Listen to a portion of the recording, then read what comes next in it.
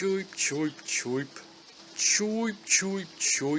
Is local multiplayer dead? Well, I have 278 games, each with some kind of local multiplayer. I hoard them, plus Steam's Remote Play Together exists too, so the short answer is no. But there are caveats. Firstly, it's become mainly an indie enterprise. Find them, you kind of have to troll through the Steam store. Sure, there are higher end examples that come out. It Takes Two, A Way Out, the Divinity games, and Baldur's Gate 3. But they're kind of the exception, not the rule. But there's still gold to be found, and sometimes they're very hidden. Sure, the amount of Steam reviews don't tell the whole story, especially if the game was ported, but arguably still quite unknown. And I'd argue that this signals that local multiplayer has sort of died as we knew it. Back in the day it was maybe more, this game can function as a single player experience, and then it has this serviceable local multiplayer attachment, so it can function with or without company. But now it's rather common for a local multiplayer game to have that as its focus, with it having at best a flimsy campaign to justify it. Anti-Hero, for instance, has a 6 or 7 hour campaign where you mostly play different modes against the AI with very little story interspersed. Not exactly a massive draw, or maybe it has single player challenge levels, like in Spider-Hack. Not necessarily the reason to buy them. And sometimes the game doesn't even have that, just the multiplayer. Sometimes just local multiplayer. And sometimes you can't even play it alone against bots. So it's become a bit more of an either or situation. That's not to say that the traditional approach didn't phone in the multiplayer aspect on occasion. On SpongeBob SquarePants Battle for Bikini Bottom Rehydrated, the multiplayer mode has you doing this for about 40 minutes, focusing on the combat of a game that isn't really known for its combat. And even if the game does have online multiplayer, as said, they can be rather hidden, and usually you're probably going to struggle to find a match online. And I suppose anecdotally you can say that the genre spread has shrunk. For instance, back in the day, Army Men would have split-screen third-person multiplayer, but now the games that actually attempt that are more on the weird, obscure, maybe even janky side. Unboxed, Dungeons of Sandaria, and Polyball. Technically Nova Nukers too. Say what you want about Resi 5 and 6, but at least it allows you to shoot zombies with your friends. And just for added perspective, this game's release date on Steam is 2013. But in all fairness, Gears 5 hung in there. And first-person shooters local multiplayer has always been rare, yet Quake 1 and 2 have been re-released recently to include the capability. A glorious surprise representing most of the modern FPS options on Steam when it comes to local multiplayer, along with Serious Sam Classics Revolution and games who go less traditional with the concept in the form of Chambara, a camouflage hide-and-seek game, and real-time strategy, forget about it. Maybe go back a fair few years and play a little bit of Planets Under Attack, or more recently the brilliant Tooth and Tail. Even the traditionally solid genre of racing is pretty wishy-washy in this area in the modern age. I have 29 games in total that could be constituted racing games. Car-centric racing games. Just for the sake of simplicity, to not just muddy the waters. And 7 of them don't have local multiplayer capability. None of the flat-out games, not Burnout Paradise. Gets close with a kind of turn-based thing, but on this occasion I'm not gonna count it. And the large reason why the percentage is so in favor of local multiplayer is because I tend to avoid sim racers. The more realistically minded, higher end, stereotypically local multiplayer avoiding end of the spectrum. 63% of my racing games have local multiplayer because of the rare kart racer on PC and weird stuff like Star Drift Evolution, Barrow, talk about trolling the depths of Steam, and the lovely, if incredibly specifically minded, Bunny Hill. It's sad that one of the genres known for local multiplayer are avoiding it seeming. I mean, of the 9 different titles that have been offered on Steam, in the Need for Speed franchise, none of them had local multiplayer. And a quick glance of the other franchises didn't deliver better results really. But there are genres that are lousy with local multiplayer. Fighting games obviously can't work any other way. They're pretty much one-to-one. What would be the point of a fighting game without local versus? Tower defense can be a surprising standard in this realm. Castle Storm has local co-op and versus modes. You can play Dungeon Defenders co-op. Side-scrolling beat-em-ups are massive. Shoot 'em up ups too. This genre is so common, for a while I found them tiresome. Is this really one of the main ways we can play together? This incredibly familiar standard, Metal Slug, the Castle Crashers, the Zombie Vikings, and Charlie Murder. Sure, the first time me and a friend played Castle Crashers, it was amazing, because at that point I didn't really go that deep into Steam yet, and seeing a beat 'em up, especially one as great as Castle Crashers, was a real novelty. But now it's just like another one. But in recent years, another staple has emerged, and it's kind of high-end. Recently, 4X strategy games have been given hot seat multiplayer and remote play together capability. Age of Wonders 3, Age of Wonders Planetfall, Warhammer Gladius, even Civilization 6 has it now, which is kind of wild. To honestly be able to play something this strategically minded and high-end with a friend. But of course, please remember, these games take ages. It's absolute punishment. No, seriously, over I don't know how many weeks. And then we're left with another genre that's just so common. At one point I also found it a bit tiresome, in spite of the fact that it creates some of the most brilliant games to offer local multiplayer. The more party-centric stuff. You know, stuff like Stick Fight, stuff that induce panic and laughter. And that includes teamwork stuff like Overcooked or Unrailed, to quiz games like Papa's Quiz. Games that probably most inherently apply to the idea that local multiplayer is their main focus and purpose. But here I just talk anecdotally. Let's try and break it down a bit more scientifically with data. Here we go, I try to categorize my local multiplayer games. Kind of rough and quick in some ways. Made some decisions some want to approve of. For instance, I put Nidhogg as a fighting game. Katamari Damacy is included in 3D platformers, as are 5 different Lego games. And some games are included in 2 different genres. But I feel with a large sample size, we'll get away with actually learning something important. And first thing I noticed, that twin-stick shooters made an incredible showing. Well, who doesn't love a bit of nuclear throne and Enter the Gungeon? And in second place, unsurprisingly, fighting games. Much less of a surprise, this one. Then we get racing and sport. Racing, as said, surprisingly good showing. But you know, weird racing games like Quest of Graal, DX, and Penelope, I like picking those up. So they fought back hard. Just remember, actual cars, realistic racing is not going to be common. And sports games is surprising because I tend to avoid them, as I do in real life. But this data point is important too, because even though I focus on the weird games like Pyre or Mutant League Football, it still makes up this larger portion of local multiplayer games. So just imagine if you include the real hardcore stuff like FIFA and Madden here, just how much you'll have to play around with. Then beat 'em ups and a couple of spaces away shoot 'em ups, score chasers like Shatter and Cannibal do well, as do 2D platformers like the Rayman games. Turn-based strategy makes a fairly beefy showing, stuff like Skulls of the Shogun, and for Triumph, board games understandably, like Tsuro and the Witcher adventure game. But just be careful in this genre, not only because if you try and play this with a friend without knowing how the board game works beforehand, it's gonna be a great deal of frustration, but sometimes frustratingly, they don't have local multiplayer. There are frustrating examples like Armello, for instance. So if you're thinking of your favorite board game, it might not be available local multiplayer and online only. And then we go into our 3D platformer, stuff like The Blob, Bang on Balls, you know what you're dealing with. And that's the top half of this graph. So take a good hard look at it. Sure, this beta is biased by what I choose to buy, but I feel like it will give you a pretty good idea of how well genres are catered for in the local multiplayer space. I mean, my taste is broad and weird. If games in these lesser represented genres existed, did well enough and were on sale, I probably would have more of them. So there probably aren't that many more of them. You'll find the rare card game like Mystic Vale or Cat Lady the card game, and the one solitary farm sim is Stardew Valley. Want some classic survival horror, you can play Obscure together from a certain point onward. And for the initial discussion about this, I kept out a skewing point. I didn't include the party-centric genre. This is why I found them tiresome. They're this common. Stuff like Boomerang Fu, Move or Die, playing hide and seek on Unspottable, playing extreme kickball. It's most of what you have to work with. The more party focus can be a bit divisive because if your friends don't game as much nowadays, they may be a bit rusty and getting constantly annihilated isn't the best fun. Unless of course you add more players and make it a more communal activity to take some of the sting out of it, or the game produces funny enough deaths to justify their frustration. Some people in this case may prefer games where you work as a team, but that can be a bit problematic because firstly, co-op games are a tad less common than versus games. As we can see, 4-player versus is the standard standout winner. And I'd argue that's a bit of a proof text for that idea that party-centric games kind of rule the roost. 4 people killing each other is a reoccurring theme. Fun, but common. 4-player and 2-player co-op are similar in their portion. Less common in the versus once again. But keep in mind, if someone doesn't want to play something like Overcooked, a co-op game where you work together by kind of doing your own thing may be a bit more accepted. Killing things together. And secondly, your company may reject the game for a whole variety of reasons. For instance, some people won't even consider playing a game that's pixel art, or on the older side. As you can see, to have such local multiplayer variety to choose from, I definitely had to make an age concession. And even Overcooked, one of the most well-regarded of the newer age of local multiplayer party games, with a teamwork focus, something I assumed would be a hit. Well,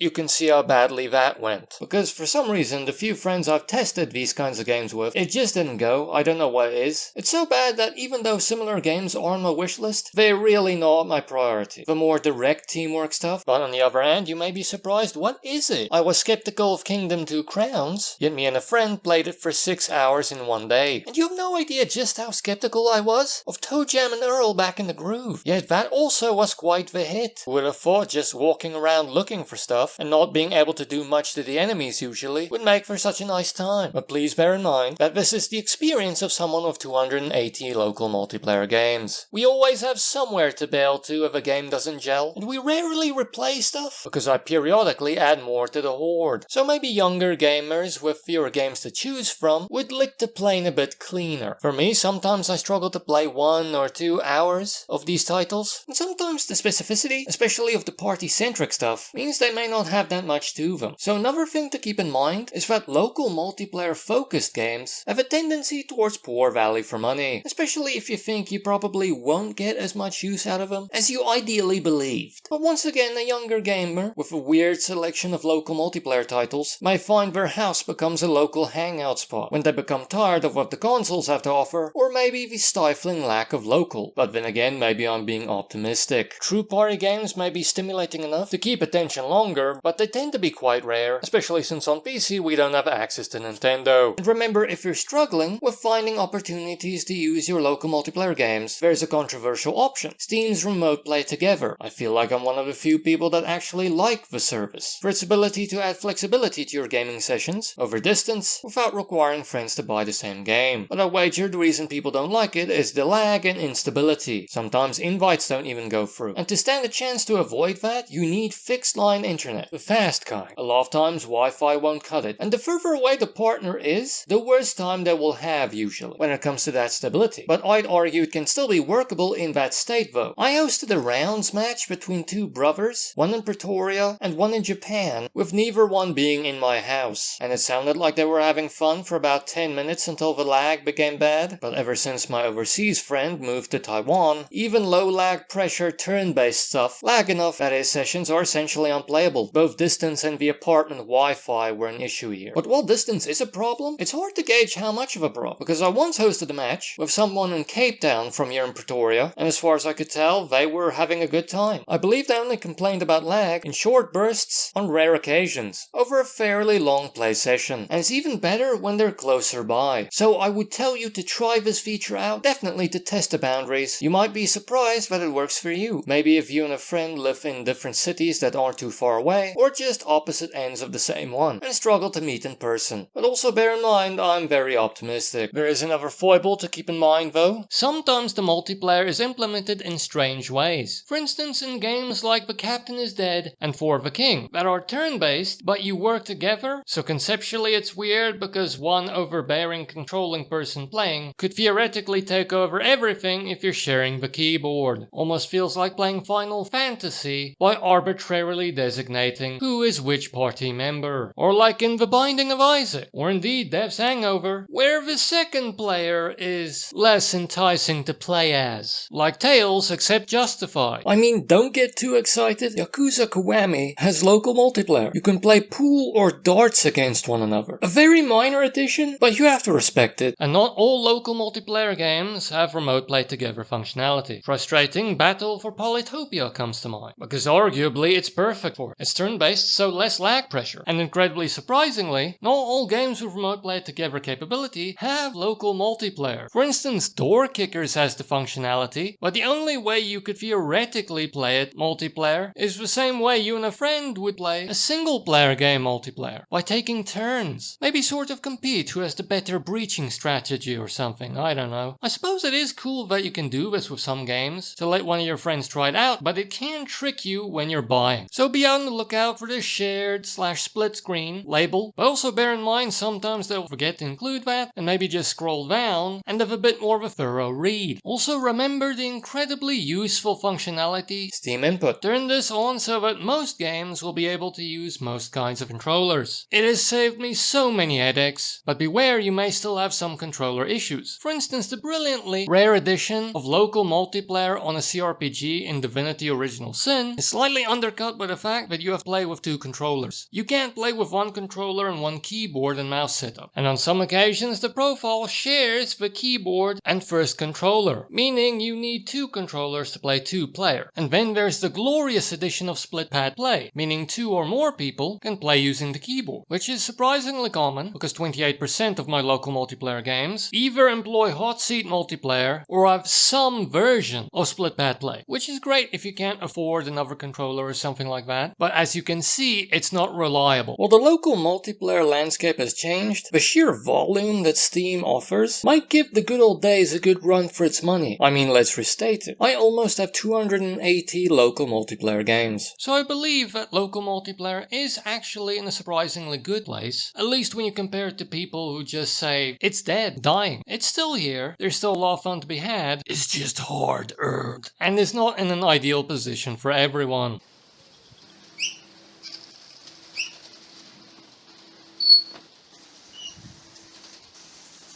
Choip, choip, choip.